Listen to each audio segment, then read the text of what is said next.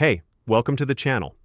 Here in the video, we will share the details for the Dragon Ball Legends error code TK100703-20474.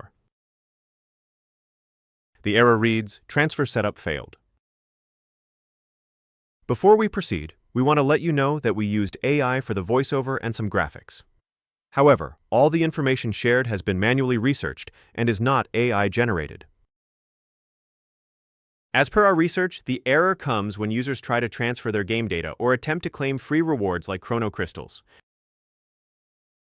According to our research, this error happens due to incomplete Bandai Namco ID link settings or a temporary glitch during the transfer process. To deal with the error, the first thing we suggest is to restart your device and try again. A simple restart may clear any temporary glitch causing the error. After restarting, check if the error still comes.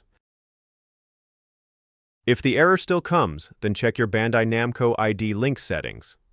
Make sure your account is properly linked. If not, then complete the Bandai Namco ID linking process, and then check for the error again. That's all for the video. If this video helped, don't forget to like, share, and subscribe. Have any questions or issues? Drop them in the comments below. Thank you.